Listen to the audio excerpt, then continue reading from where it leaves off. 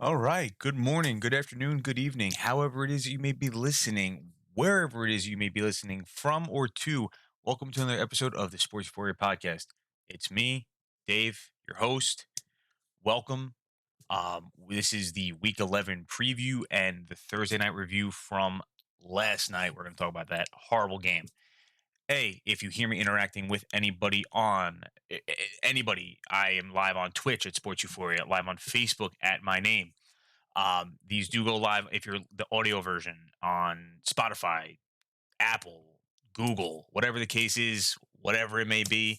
Um, you know, that's where you're gonna hear me. So if you hear me interact with anybody, that's what it is. That's what I'm doing. Um, so I appreciate it. We had a little technical difficulty with the first, recording, but we fixed it. Everything's good now, good to go. App had an update, so you know what's going on. But anyway, we are going to just get right into it. This one's a little bit more outlined. It's me flying solo today, so this one's a little bit more outlined. Like the last one, I appreciate whoever listened to the last episode. It fantastic, beautiful. Thank you so much. Past couple of weeks have really had a lot more people watching and listening, so it means a lot. Thank you so much.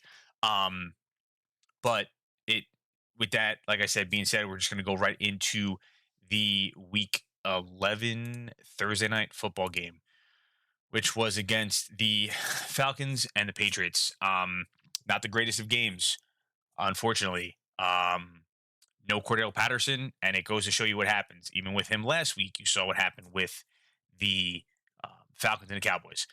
But Quadre Allison had a really, had the best game of the running backs. My one buddy and I started Mike Davis, took a shot, thought maybe something. You don't expect the Falcons to get shut out. They almost weren't even shut out, but there was a penalty on a field goal, and Koo had to kick it again, and he missed, and it happens. So I lost a point in one of my leagues. Wonderful, right? Um, Matt Ryan terrible game, Josh Rosen terrible game. Felipe Franks had one pass attempt, and that was even picked off. So he technically went 1 for 1, but he didn't. 0 for 1 and an interception. Caught by somebody. Game was terrible. Sucks to suck. I had Kyle Pitts going in two of my leagues. He only got me a couple points. It wasn't good, wasn't pretty for him. He's their only option right now until Patterson comes back, and hopefully Calvin Ridley gets everything situated out with himself as well in regards to that, with everything he's going through. But it wasn't the greatest of games. Russell Gage had a nice game with 5 catches, 49 yards, got you 9 points. Almost 10. Um, but you wouldn't have been really playing any of these guys anyway. I know I didn't really preview this game, but Kyle Pitts, you're going to play him because the tight end situation is just terrible. So it's just kind of going to be what it is. And Mike Davis, you're getting dropped everywhere. Absolutely everywhere. So, sorry for you, Mike Davis. That's a lot of money they put into you, and it's not paying off, but it happens. These things happen. Giants paid Janoris Jenkins a couple years back, and look where that got him. Anyway,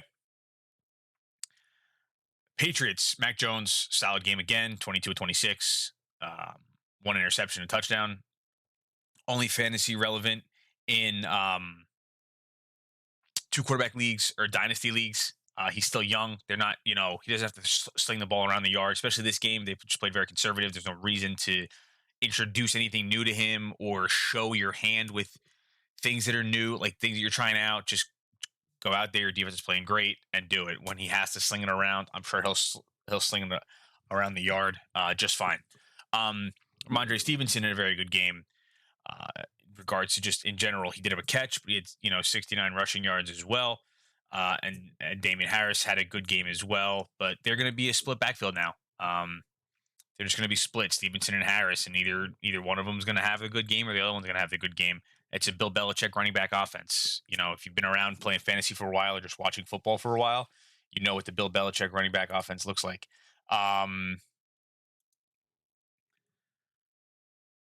Receivers, I mean, if you had Nelson Aguilar, I don't think you were starting him unless you're in like the 14, 16, 18 team leagues or even deeper than that.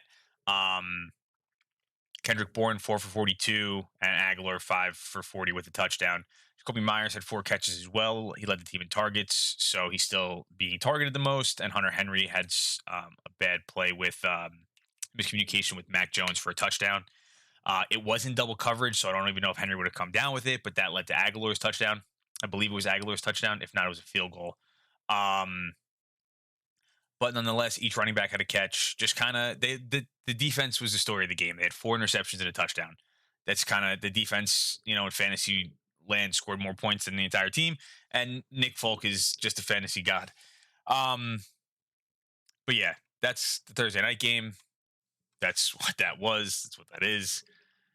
What are you gonna do?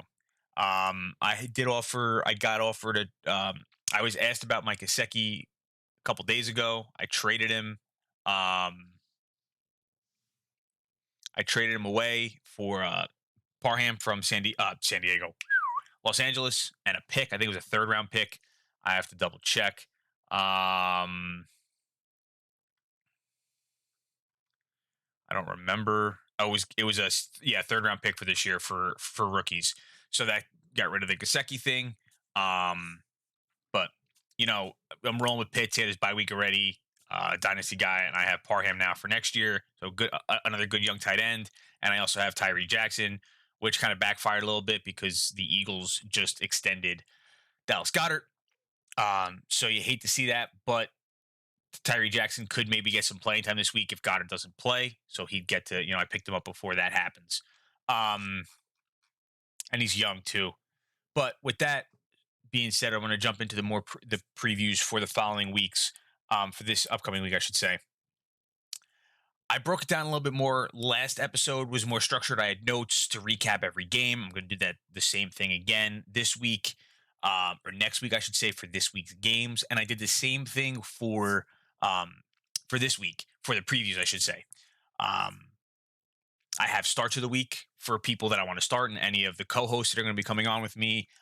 They'll be able to see these notes as well and these questions, so they can kind of prep, come up with their own things, come up with their own talking points, and I can move the show along that way. But we have start of the week, dud of the week, or duds of the week, sleeper of the week, and trust or bust, which I don't know if I'm going to be able to get into solo wise. It can be a little tricky solo wise, just because I want to be able to have some sort of dialogue with it. But trust or bust is essentially, you kind of go through the games and you say a player, Antonio Gibson, oh, he's a 7. I trust him on a scale of a 7, or the higher the number over 5, you trust him more. The lower the number, closer to 1, they're probably gonna be a bust this week. So that's kind of where I'm going with that. I like to think it's a good idea, but we'll see. Trying these different things out. I want to get some feedback to kind of see what you guys think about that, and if it helps you guys win your weeks as well. But yeah, we're gonna jump right into it with the Jets game. Jets Dolphins. Oh, actually, I lied. Sorry. We're gonna go into the start of the week. The starts of the week, I have AJ Dillon as an obvious. I have AJ Dillon from the Packers, that is, Nick Chubb from Cleveland, and Dave Montgomery from the Bears. Those are just mine. I didn't want to just give one. I wanted to give a couple because it's just me for right now. So AJ Dillon obviously must start. Nick Chubb must start. David Montgomery, I think they're going to exceed their expectations, exceed their projections. I had something I wanted to say, and I forgot what I was going to say.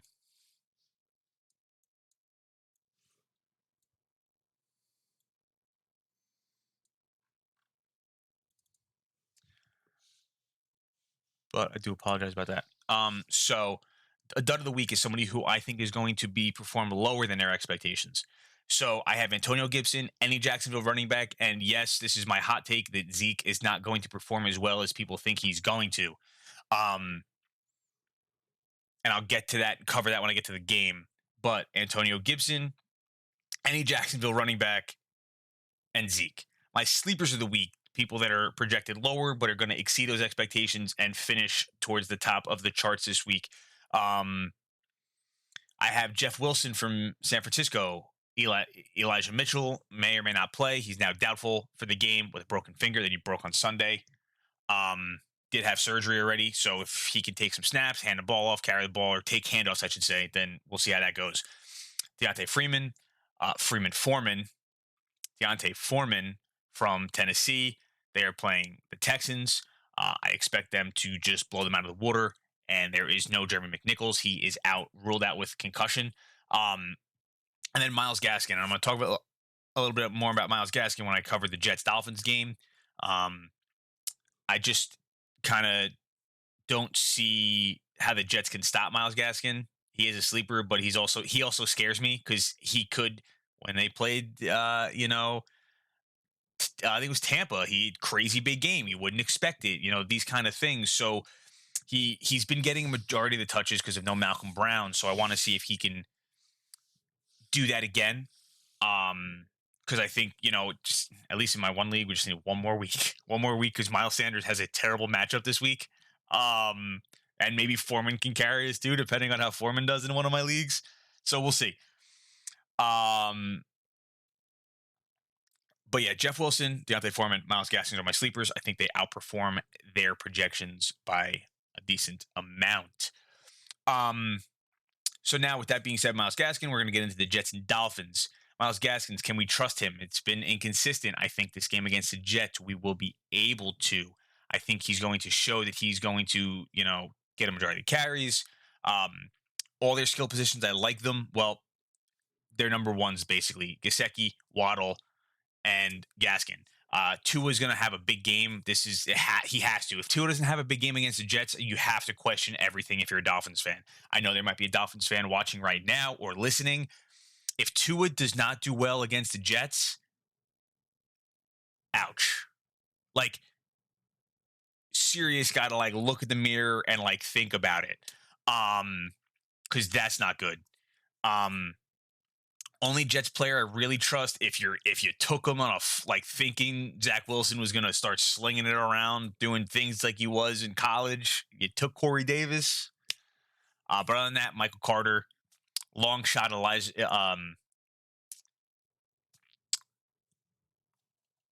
Moore. Sorry, just because a lot of dump offs fire with Joe Flacco. Flacco does still have the arm, so maybe somebody can get past him, but I really think that it's going to be a big dump off game. And if Flacco's seen what Josh Johnson did and Mike White has done, hopefully he could just do the checkdowns and Mike LaFleur calls a good game and he just does what he's supposed to do to get Zach Wilson to next week. And that Jets organization is just a shit show as it's been this whole week. I just don't understand what they're doing. Next game is going to be Colts Bills. Question is, how I feel about Jonathan Taylor. He's Jonathan Taylor. He's tied for the league in rushing with a guy who's been out for 2 weeks. In Derrick Henry at 937 yards. So it's Jonathan Taylor. I see more of a split between him and Hines because I really think they're going to try to run the ball a lot and take the ball out of Josh Allen's hands and minimize the time that they have the ball, the Bills, that is, just like Jacksonville did. Crazy to think, right? And then I really only trust Taylor on the Colts. Michael Pittman scares me. The Bills defense is good, and I really think they're going to try to play the time of possession game. I really think that they're going to try and slow the game down. And, kind of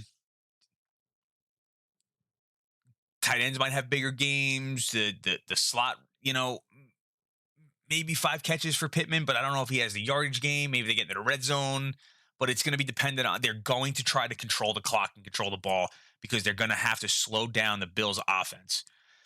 Diggs is going to have a field day against these guys, an absolute field day. Hopefully Emmanuel Sanders can do something as well because I don't know if Marquise Brown is going to be able to play. I have him in the league, so I'm going to have to start Sanders if Brown can't go. I like the team-wise that should set up something for Sanders, especially because Cole Beasley is still dealing with a rib injury. And then really just Diggs and Allen. There's 3 running backs now apparently in Buffalo: Matt Breida, Zach Moss, and Devin Singletary. The Dawson Knox, like you just don't know. I mean, you like to think, but it depends on how the defense does. The defense gets turnovers, short fields. It could be another 4 touchdown game from the running backs. So it's really hard to gauge what's because the Colts are like on that they're that fringe team. They'll destroy the Jets that are terrible, or they'll play the close game against the Titans, or. But the Titans don't have a super explosive offense. The Bills actually have an explosive offense with a quarterback that can throw it a country mile. Like, so I'm interested to see what happens. But Diggs and Allen are the safe bets, and if you need somebody, Sanders, and obviously tight end is Knox for sure.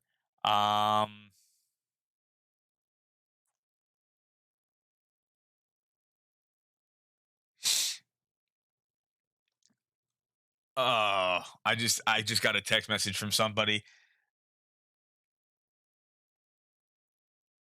I got to see what's going on. Um, there's trade talk and other video things that are happening right now. See, this is why you gotta watch, you gotta listen to podcasts and watch because you just don't know what's gonna happen here at Sports Euphoria. It's things happen, constant deals going on all the time, getting distracted. Um, Next game, Ravens Bears. If both Ravens receivers play, I love both of them. Now, Bateman is going to play. From what I've seen, Bateman is going to play. Marquise Brown is the question mark that I have, because of his thigh. See what happens. He was hold out practice, limited practice, did not practice. Could just be holding up to see how he is come game time. But if both receivers play, huge games from both of them. If one receiver plays, if Bateman plays, I expect a big game both from then Andrews and Bateman. Their third string, fourth string receiver is not playing. Devaney, Devinky. I want to say Duchovny, like David Duchovny, but it's not. I've drawn a blank on the pronunciation. I don't know why. I should know it. Um, so like Watkins, Andrews, and Bateman, but I expect because Watkins the fumble last week, I expect more Bateman and Andrews and Jackson to probably run the ball a lot more. He came back and was a full participant in practice after missing 2 days because of an illness non-COVID related. So this could be Bateman's breakout game if Brown doesn't play. And Brown's been an injury-prone player. So it's really kind of hard to like the fact that he's gotten this far and hasn't had an injury or missed much time is very good to see from him, especially in certain leagues that you're playing, keeper, dynasty, things like that. I am in a dynasty league and I do have Marquise Brown, so I'm very, very happy to see him playing well and at a high level and being their deep threat, having, averaging the average depth of target, being tops in the league. But yeah, and real quick, I got a question on Twitch. How many leagues am I in? I am in 6 current leagues, managing 7 teams. The wife and I are both in a league together, and I help her out with her team. Um, Yeah. So 6 actual leagues, but I have 7 teams that I kind of am doing. But I also co-manage another team in the one league that I'm in with one of my buddies, one of my friends. We do co-manage it together, so that takes a lot of the pressure off of having to, I know somebody else is going to be able to do a lineup if I can, or put waivers in, or things like that. Bears, I like Mooney and Montgomery. Those are probably 2 of my favorites. Obviously, I have a start of the week being David Montgomery. I think he does really well because the Bears are going to try to control the ball a lot and keep it away from the Ravens because of their home run ability and how good of an offense they actually are. And I think they get the running game going this game again because there's no Khalil Mack.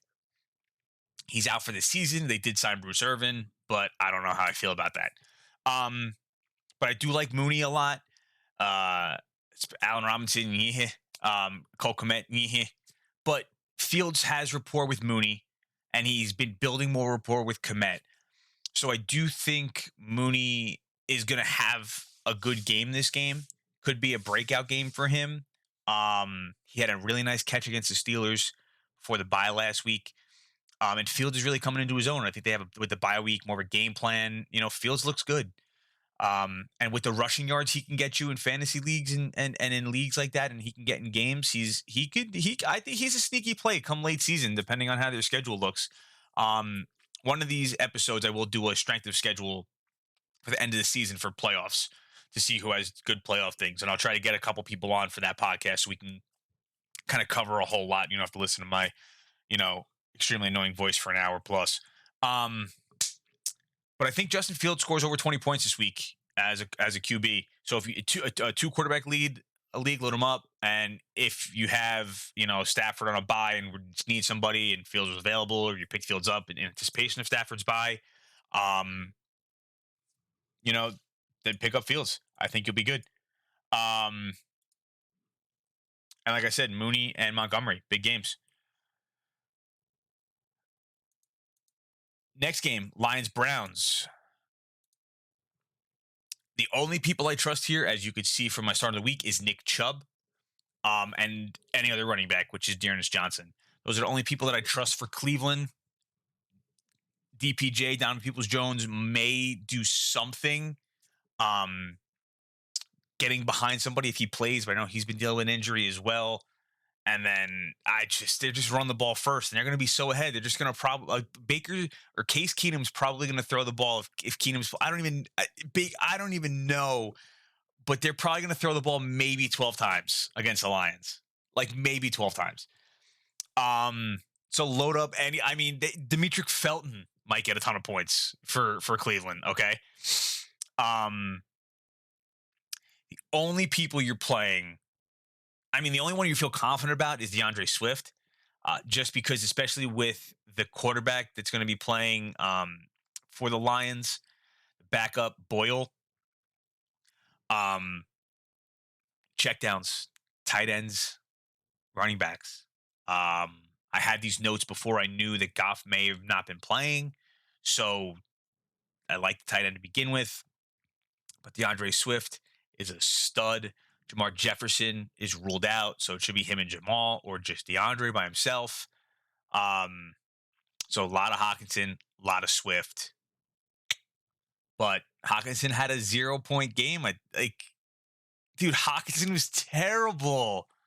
How can you confidently start TJ Hawkinson? You're taking him where you were taking him in drafts, like as a starting tight end, because it's just like, oh, Jared Goff's competent. No, Jared Goff's not competent. Tim Boyle's gonna be fucking starting quarterback for the goddamn fucking Lions. Imagine the quarterback controversy if the Lions beat the Browns. Anyway, Texans Titans. All right. In four-man, we trust. Okay. I have Deontay Foreman as one of my sleepers. I like Deontay Foreman. No McNichols. Peterson's looking his age. He just can't stay with it anymore. I like Foreman a lot. He can catch the ball. He never got a chance really in Houston. He was injured. If he can stay healthy, I like him a lot. He's going to score a touchdown. He's going to score a touchdown. I'm calling it here. Deontay Foreman is scoring a touchdown. AJ Brown has a good game because Texans are just terrible. And then Brandon Cooks because Tyrod Taylor's got to throw it to somebody. Got to throw it to somebody. And that's really Marcus Johnson. If you need somebody, I just think that the Titans are going to be so far ahead. Marcus Johnson's going to be irrelevant. I mean, if you're starting them because you had Julio Jones, or you had Robert Woods, or you have a Rams receiver, or you had OBJ pre-trade, look at starting him in your maybe 12 team leagues. Definitely 14 to 16 team leagues, but 10 to 12 if you need them, I guess play them. I wasn't in a huge rush to pick them up. I always try to go receivers in my draft, so I'm deep at receiver because you can play more receivers. There's more, like, it's a pass happy league. So if you need to make something up, you can always make it up in receivers, where running backs are always harder. So I always usually have less running backs on my team. It's just weird. But I always have, more receivers, because any receiver at any point in time can go down, just like any running back. But, you know, I have Christian Kirk in one league. Obviously Marquise Brown in one league, Elijah Moore in another league, Corey Davis it went down. So there's a plethora of receivers. Running backs are like, you know, um, which again I guess you'd think makes no sense because you can just always get a receiver, but a lot of people tend to go running back. So I like to just go receiver. It's usually my mantra, unless I can just that's unless the draft falls differently. Um, but with that, let's go to the next game. Packers Vikings. Aaron Rodgers is going to play better, and AJ Dillon's going to have a huge game. Not a huge I don't know. Aaron Rodgers is still a crazy good quarterback. But fantasy wise, he just hasn't been there. He's had 3 touchdowns and 250 yards, or 2 touchdowns and 300 yards, or whatever the case may be. But they are trying to get more and more of a balance with running the ball, so it's really taken down Rodgers' numbers. Um, but he has a better game than he did last week against Seattle. I don't doubt it. And like I said, AJ Dillon, plug him in unless he fumbles 3 times on 3 carries, and I just gave him the jinx. He'll be fine. I mean, you could maybe pick up Patrick Taylor in case Dillon gets hurt, but Jones isn't going to be missing much time, maybe 2 more weeks after this week, so a total of 3. But you never know. Packers defense. Kirk Cousins is a proficient NFL quarterback. He's been around for a while. He's seen a lot of defenses. He's made the playoffs. He made the playoffs? Yeah, I think he's made the playoffs. I feel like Cobb made the playoffs at least once. I could have misspoken, and that's fine if you want to come at me for that. It's not a big deal. But I want to see if he can play 2 games in a row, 2 good games in a row. Jamar Jefferson. Oh my God, Justin Jefferson had a good game. But when I say good game, I mean he's not turning the ball over. He's getting pass plays because the Packers defense is they've been showing up more and more and more. Can Dalvin Cook have a good game? Can they get the running game going? It's going to help Cousins with the play action. Justin Jefferson's a handful to cover. How do they cover him? Does Alexander shadow him? Does Conklin have a bigger game because they're going to try to get pressure on Cousins? Does Thielen step up now because they're going to try to take away Jefferson? It's very interesting. And if Cousins can make the throws, I expect a little bit of a better game from Thielen. If you've had Thielen on your bench or been afraid to play him, you can plug him in this week. I'm confident about that. Just because you try to always take away a team's best option, and that's Justin Jefferson. So Thielen should get his fair shares as long as Cousins puts him in the area. Thielen will get him. I mean, that's football though, anyway, right? But yeah, I mean, obviously, your Cook, your Jefferson. I don't like Cousins. Those are your guys. Your Adams, your Dillon, your Rodgers. Those are your guys. And if I don't say to start somebody, like you're starting the studs. If I don't want you to think that I'm not saying, oh, don't start Devontae Adams. No, you're playing them. I just don't. I'm talking about the borderline people, the other people. You know, Saints Eagles. Saints Eagles. Trevor Siemian is a sleeper. Jameis Winston always tries to go for the big throw. Always tries to, again, keeps his eyes down the field. Tries to push the ball down the field. Respect it. I do. It's why he had 30 touchdowns and 30 interceptions and threw for 5,000 yards. But Simeon takes what the defense gives him. Again, a former starter, has seen defenses. No Kamara hurts. Ingram should still have a good game, help with the play action. Eagles' pass defense is very good.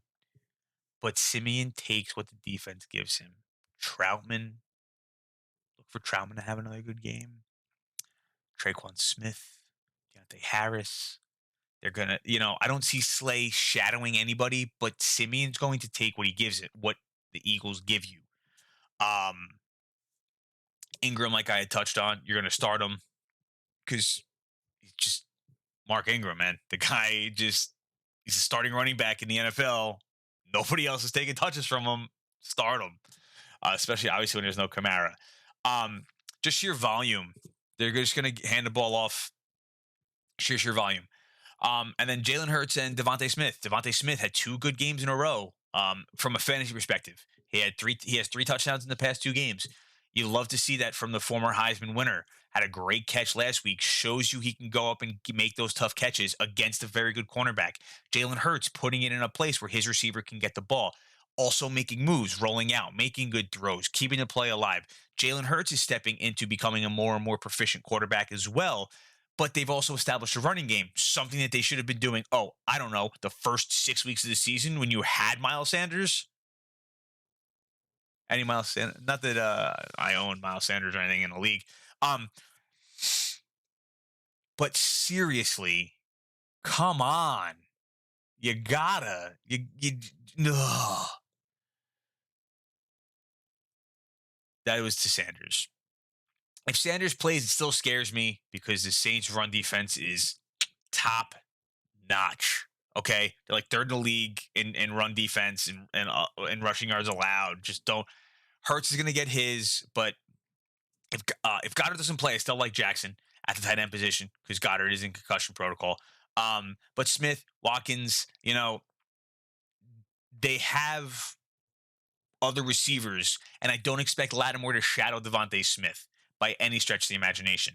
And Devontae Smith is probably going to be able to beat a coverage here or two, a time or two. It just depends on if Jalen Hurts can make those throws again like he did last week. He's going to have to throw the ball more, so I expect a bigger game from Devontae Smith than previous weeks from a reception and target standpoint. Especially probably more shorter intermediate throws, crossing patterns, slants, curls, drags, whatever the case may be. I expect more of that because they're going to try to want to get him the ball and have him make a play.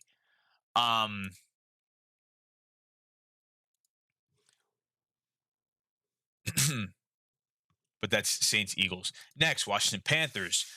Emotional game here. Cam Newton against Ron Rivera. Riverboat Ron. See what happens. Don't like Taylor Heineke. Don't like Terry McLaurin. Not crazy about Antonio Gibson. This is going to be an ugly game. I don't see this being like, 21-30. No, it's probably going to be 17-10. It's going to be boring, and it's going to be a lot of CMC because he's a no-brainer. You're going to play Gibson because you have to. Again, he's a dud. I don't think he's going to do much. They're not going to play McKissick. Panthers have to, their linebackers are good. Their cornerbacks are good. Their defensive front is good. The Panthers have a good defense. Highly underrated. That's one thing that's at least been constant for them because their quarterback plays ass. Anyway, McLaurin's the best option at receiver. So what are you going to do? You're going to take him out of the game. How are you going to do that?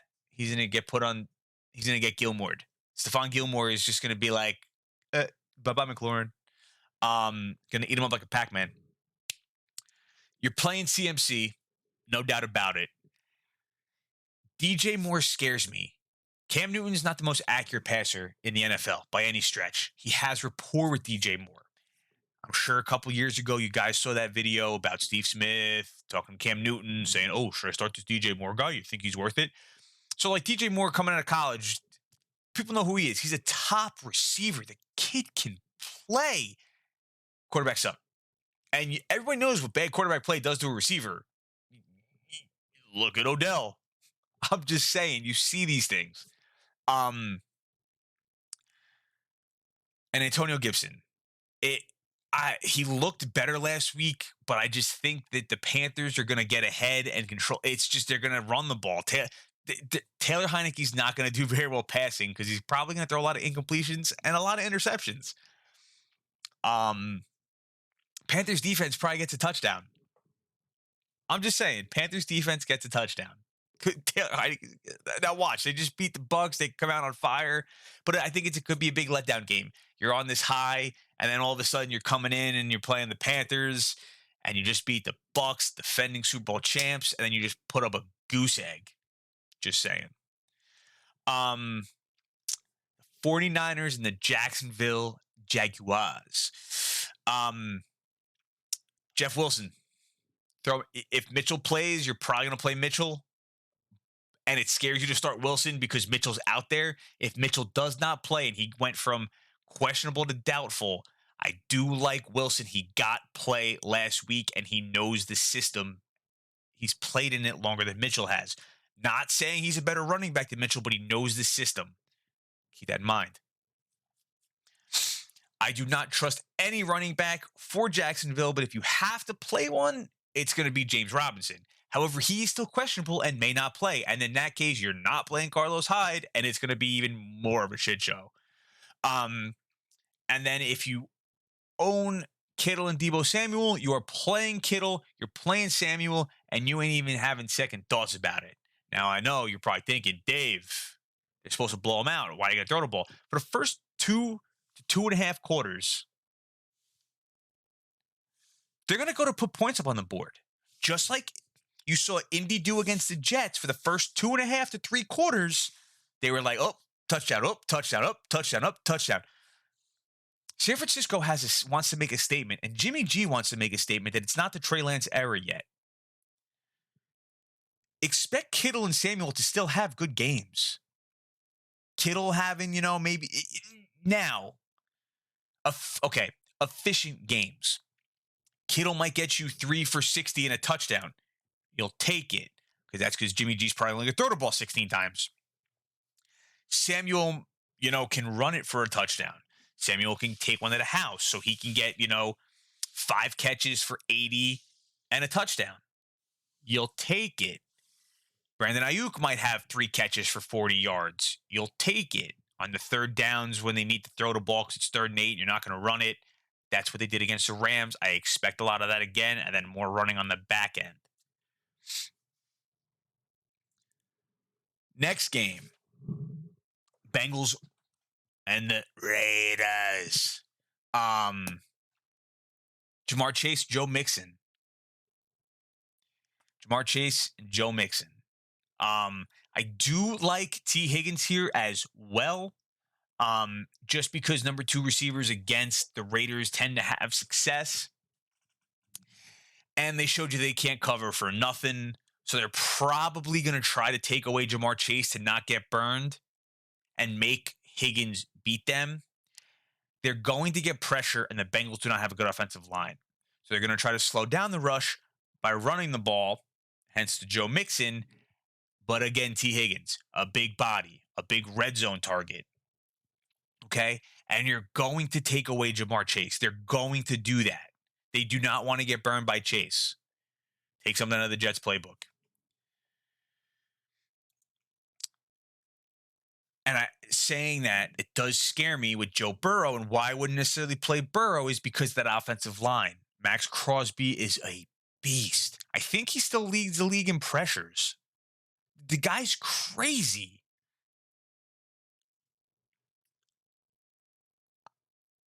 That's what scares me. And then Bryan Edwards. I like Bryan Edwards. I do.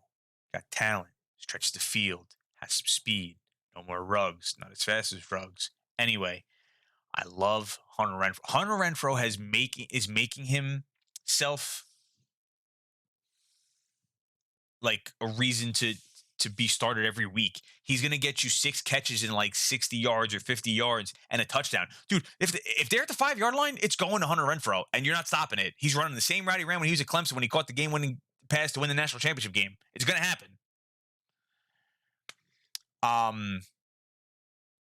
And you're playing Waller because tight ends are terrible right now. So you're just going to play Waller because it's Darren freaking Waller.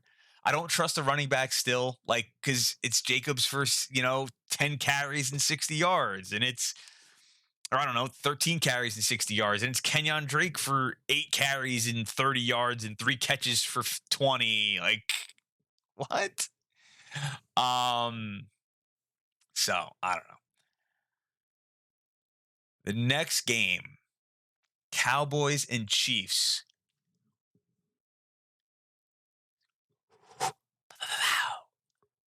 Don't take me down, Twitch. It's going to be a shootout, though. There was news before I went live. Amari Cooper tested positive for COVID, and he's unvaccinated. So that means he ain't playing this game, and he's not playing on Thanksgiving.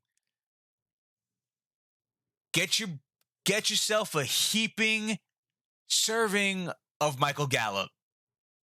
Now watch, Gallup's going to drop every pass thrown to him because every time he has an opportunity to step up, he shits the bed. But get up, Gallup. Start him. Also, deeper leagues. Cedric Wilson. You're starting everybody. You have Zeke, you're starting him. I said it earlier as a dud. Zeke could have a dud because it becomes a blowout or a shootout, and you need Tony Pollard in there to catch the ball so they don't know what you're doing. I get it. It should be high scoring. Okay, you're just starting everybody. You're starting Hill, you're starting Kelsey, you're starting Mahomes, you're starting Darrell Williams because they haven't cleared CEH yet. And if he does play, you're still starting Darrell Williams. You're starting CeeDee Lamb, you're starting Michael Gallup now at this point, and you're starting Dak Prescott. Shit. Start Tony Pollard too. Start them all. You remember that Rams-Chiefs game a couple of years ago when Jared Goff and Patrick Mahomes were playing? And we were like, oh my God, we want that to be the Super Bowl. Like, have the Rams and the Chiefs. They were just throwing it. Touchdown. That should be this game because you all know Trayvon Diggs can't cover for shit. You all know that. Can't cover for shit. Gets lucky as shit. Can't cover for shit. Just start them all. That's it. It's going to be a good game. It should be a good game. Now watch. It's going to be a defensive struggle. It's going to be like 3-3 in the end of the third quarter. I'm going to shit myself. It shouldn't be. Especially if the Chiefs are playing how they played last week. You should be fine. Cardinals. Wait, where'd my Giants game go? Why didn't I have the Giants game on here? Oh, I did. It got deleted. Whoops. Anyway.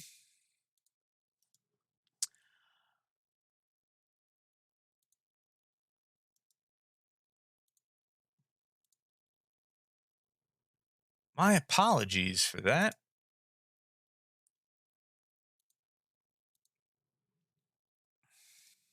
I don't know how that got deleted. But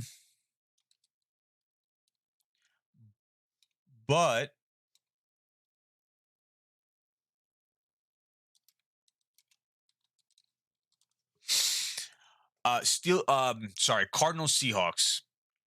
I don't think Murray's playing, but they may have to play him because Colt McCoy has a pectoral injury and may not play as well. Interesting. Hopkins, nothing. Start Christian Kirk. KK. Excuse me. Also, Seattle's run defense, not the greatest. James Conner from 2 weeks ago, keep an eye out. Lockett is due for a game, and so is DK Metcalf. DK Metcalf been locked up, getting a little frustrated, had to deal with Geno Smith for a couple weeks, then had the whole issue last week. And Russ, DK and Lockett go as Russ go. First game back for Russ. Had to get adjusted with the finger, work off the rust. I expect a better game from Russell Wilson, and he's going to be cooking up some stuff, all right? Let Russ cook. Metcalf and Lockett both get touchdowns this game. Like I said, Christian Kirk, if Hopkins is not playing, and he is not, play him. He's been killing it without Hopkins, and he's been showing you why he's a viable option. And it's been hurting Rondale Moore because I know they like Rondale Moore, but Christian Kirk said, not so fast, buddy. I'm getting paid first. Back of the line. But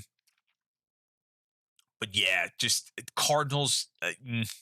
If Murray plays, he's not going to be running much.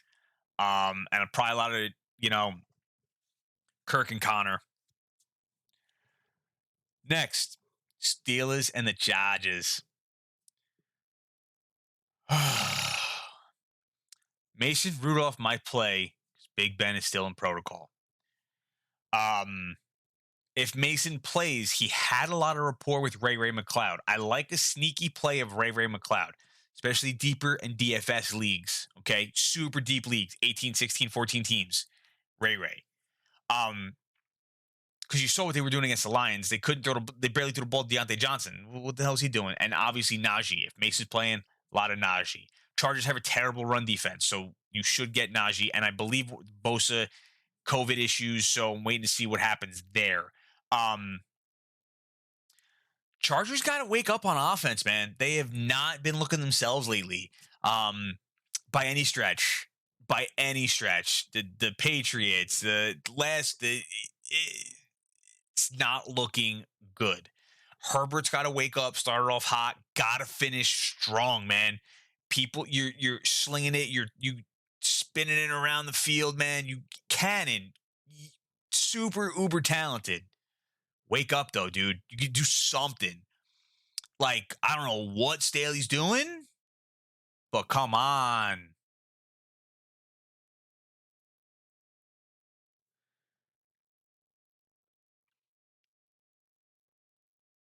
And where in the world is the early season Big Mike Williams?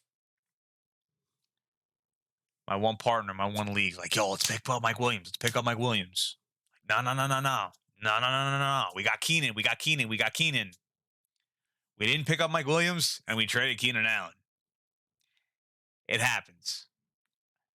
For the couple weeks we could have had Mike Williams, we probably could have won those weeks.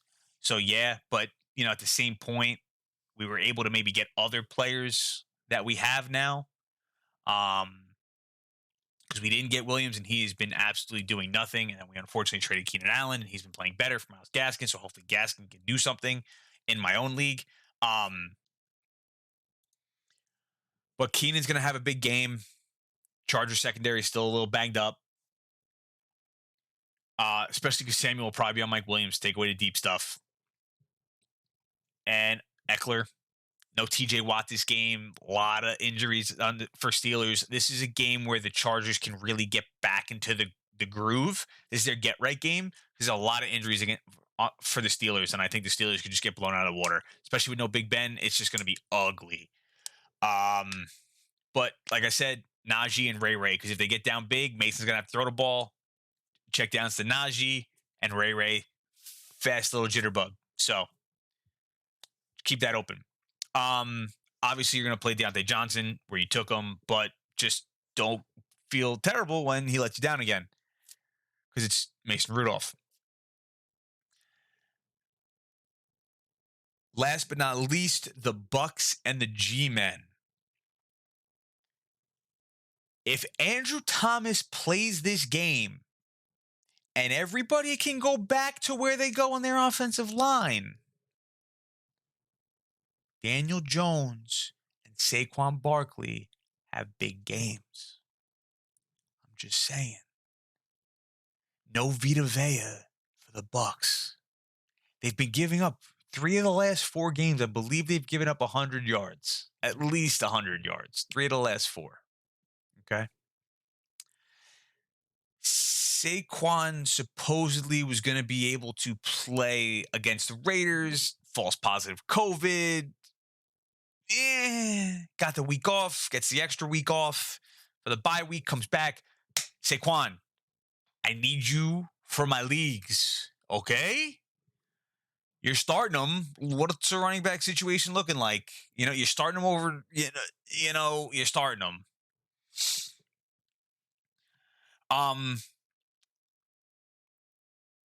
The Giants defense has been playing well, and there's clearly no AB. So the question is, can Bradbury stick with Evans and not get burned? And can McKinney and the rest of the Giants defense contain Chris Godwin? Their defense has been a lot better. What is Fournette going to do? Are they going to be able to pressure Tom Brady and make him feel uncomfortable? How much is this Antonio Brown fake COVID vaccination card going to affect them? It seems silly, but you have to answer questions about it after practice. You got to answer questions about it before it just kind of can mess with you a little bit. What do you think? How do you feel? Like, do you all have fake vaccination cards? Because apparently he got a lot of them. It could be a distraction. Not saying the Giants are going to go out there and they're going to win and put up 42 points. I just think the game could be a lot closer than expected. And Kenny Galladay and Kadarius Toney are not on the injury report at all. At all. You got a healthy Galladay and you have a healthy Kadarius Toney. And who on the Bucks is covering them? If Thomas plays, I'm telling you, Jones is. Mm, mm. Oh, God, I can't wait for this game on Monday. This should be a better Monday night game. If Thomas has been out with his foot, I'm telling you, Thomas has been like a top rated left tackle when he was playing. It was disgusting. It allows Solder to go back. It allows Pete to go back. It allows all these different players to go back to other positions, and hopefully the offensive line does well. And Daniel Jones doesn't have to worry about Solder yelling "look out" whenever he yells "hike" because he misses the block, and now it's a lookout block. Okay, the Bucks scare me from the standpoint of it's a copycat league. What was Washington doing with no Chase Young that was affecting Tom Brady? The week before, the Saints. What can Patrick Graham's defense do to slow down the Bucks? They're going to be playing with a vengeance. They're going to be coming back angry. But what are they going to be able to do? Tom's going to definitely be motivated to want to do stuff because he's just a different breed. But is he starting to actually show his age? Is he losing a little zip on the ball? Just saying. His mind's there, but is his arm still there? Just saying. So that's a review of all the games. We'll go through real quick. I think we'll be able to do a little like trust thing, I guess you'd say. Um, Trust or bust. Let me take a look. Okay. So let's see.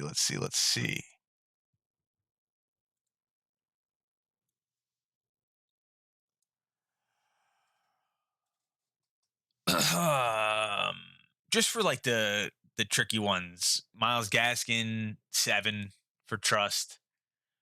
7 on the trust. Jonathan Taylor, 8. You know, AJ Dillon, 10. Joe Mixon, 8. Fournette scares me a little bit, 6. Robinson, 4. Saquon, 5. Montgomery, 7.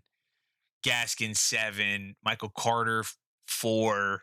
You know, so that's kind of, what I'm going with. Gibson, 4. Alex Collins, 5. Deontay Foreman, 6. Mark Ingram, 6. Darrell Williams, 6. Zach Moss, 4. Like J.D. McKissick, not at all. Miles Sanders, if he plays, 4. 3 to 4. Peterson, 3. Devontae Freeman, 3. Like those types of things. Jeff Wilson, if he plays, 7. I trust him a lot. You know, um, so that's kind of what I feel about the running backs from those games and those situations. Let's go to wide receivers quick. Uh, who do we trust? Who do we trust? We go down. I don't trust any of the Jets running but receivers. Corey Davis might be the only one I trust the most at a 4. Elijah Mitchell, 2. Colts Michael Pittman, 4. Emmanuel Sanders, 5. Diggs is a 10. Ravens Bateman, 7. Brown if he plays, 7 or 8. They're both 8s or 7s. Bears Darnell Mooney, 6. Cole Kmet, 5. Nobody from the Lions. Nobody from the Browns. Obviously, you trust DeAndre Swift if he's your 8s. Your Nick Chubb's your 10s. Brandon Cooks trust as a 4. So he's a Deontay Foreman, we trust, 7. A.J. Brown, 9. Devontae Adams, 10. Justin Jefferson, 7.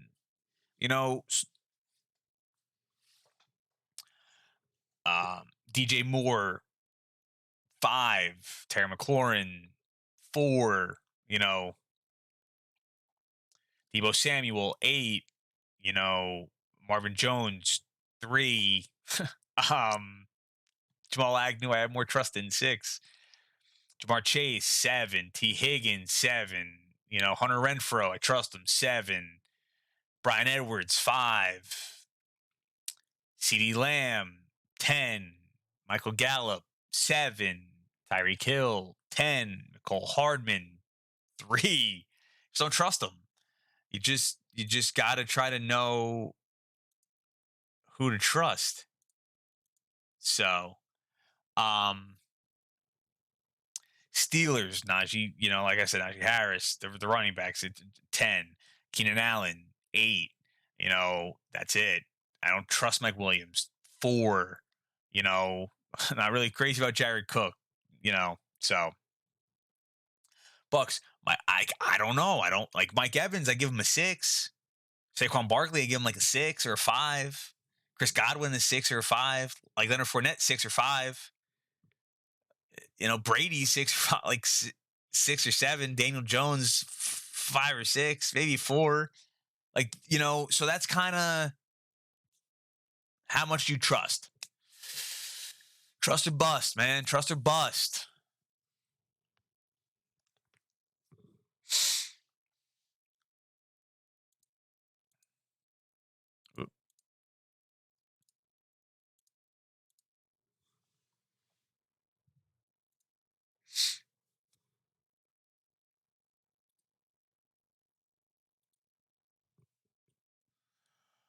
Uh, Man, quarterbacks. Obviously your Lamar Jacksons, your Josh Allen's, your Mahomes, your Dak Prescott's. You trust them. 10s. Tom Brady, like I said, Jalen Hurts is a 7 or an 8 for me. Kyler Murray, I don't even know if he can say hell if he can play. Justin Herbert against Pittsburgh, an 8. Ryan Tannehill, 5 or 6. Joe Burrow, 7. Aaron Rodgers, I trust Aaron Rodgers, just don't know how good of a performance he's going to have. So 7. Tua, higher on him. 7. Derek Carr, 6. Russell Wilson, 6. Cam Newton, 3. Kirk Cousins, 5. Daniel Jones, like I said. Justin Fields, I trust a little bit more. 6 to 7, 6.5. So that's what kind of what I'm doing. I against Houston, I was going to say with TJ Watt playing, I would be hesitant to start Justin Herbert, but I'd play Justin Herbert over Ryan Tannehill. I like Tua over Joe Burrow. I like Tua over Aaron Rodgers. I like Aaron Rodgers over Derek Carr. I like Russ. I like Jalen over Tom Brady this week. Joe Burrow over Brady. Now the nice thing about Brady is again he plays it on Monday night, so you get that extra data to kind of be like, okay, I know how many points I need from a quarterback now. I don't know. I always like having a guy go Monday night.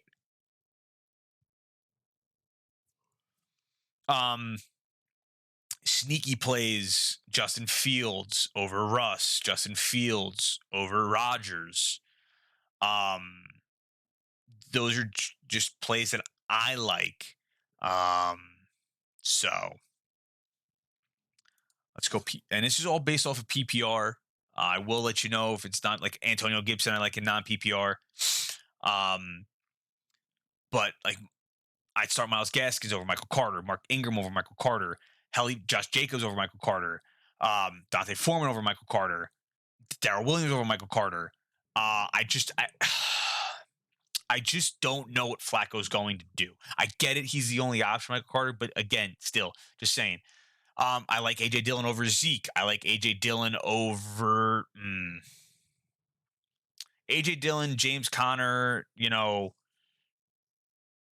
like A.J. Dillon top 6 to 7. A.J. Dillon over DeAndre Swift. You know, Saquon over James Robinson, Montgomery over James Robinson. I would put Michael Carter over James Robinson. Well, I'd probably have them the same, just because they're probably going to be doing a lot of the same duties. So, yeah, pretty much. You're not really playing J.D. McKissick. I like Tony Pollard over Adrian Peterson, Kenyon Drake, J.D. McKissick, Zach Moss. I like Tony Pollard a lot.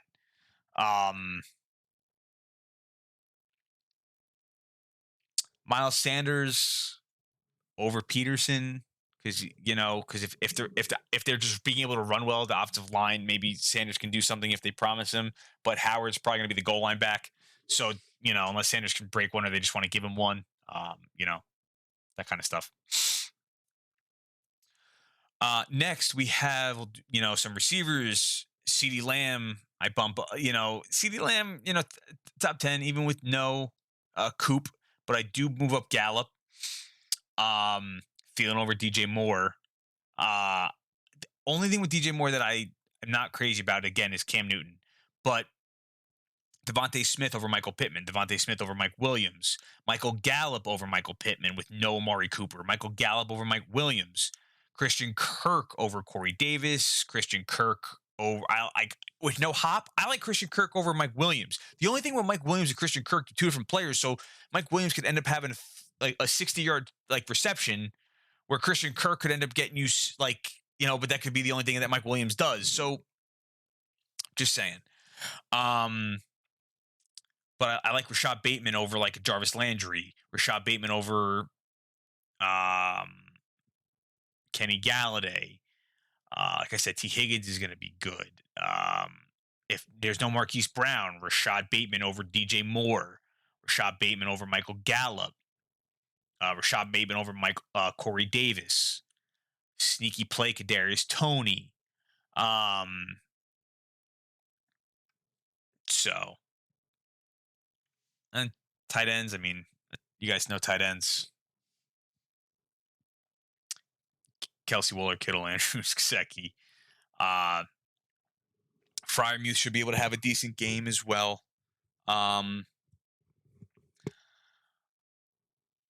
Gronk plays going to be touchdown dependent. I like Dan Arnold over TJ Hawkinson. I like Dan Arnold over Pat Fryermuth. I like Dalton Schultz a lot. Evan Ingram has burned the Bucks before. He could be a sneaky play. I like Evan Ingram over like Tyler Conklin, Dawson Knox. Adam Troutman, I think, can have a better game than most people expect. A better game than maybe Zach Ertz, Tyler Conklin. Just given the circumstances there against Philly's defense and Simeon just trying to get it to him. So, and then kickers. I mean, they're kickers. They're playing Bass, Harrison Bucker.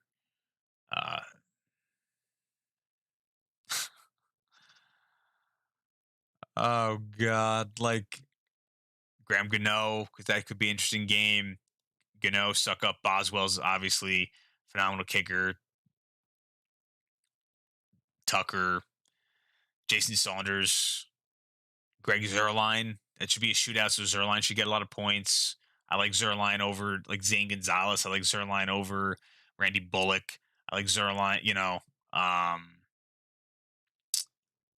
I do like Zane Gonzalez though and Joey Sly because I think they probably do well, and it's just a field goal game.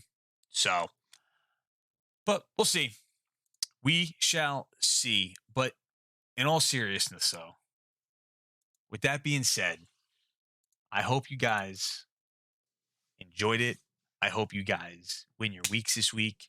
Like I said, next week I'm going to try to do a little bit more. Try to work out some more stuff. Maybe have like shorter episodes to cover other things. Like I said, strength of schedule for playoffs, some betting. Again, I want to try to see if we could do betting. I want to, maybe we do those on a Saturday to go over for the football games for Sunday or whatever the case may be. I want to try to do a couple different things. That's what I'm looking for. Once football season's over as well, I know a baseball mock draft happens, so I'm going to do more baseball. And like I said, this is going to be a sports euphoria thing. It's going to be a lot of sports, um, you know, in general. And then as well as gaming stuff. So if you guys are not gaming fans, pay attention to titles because some gaming stuff's going to be coming down. And fantasy gaming is a thing now, gentlemen and ladies and people of the world. Fantasy gaming is a thing. So if you need a fantasy gaming podcast, Sports Euphoria, we do it all. Again, Guys, I appreciate it. I hope you guys have a great weekend. This is a Friday night recording. So if you listen to it on Saturday, have a great weekend. You listen to it on Sunday morning, have a great Sunday. I hope you guys win your weeks. Look forward to more great shit coming out from myself and anybody else on the show. We love it. I love it. You guys are fantastic. Hope you win your weeks as always. And I'll talk to you guys till next time. Later.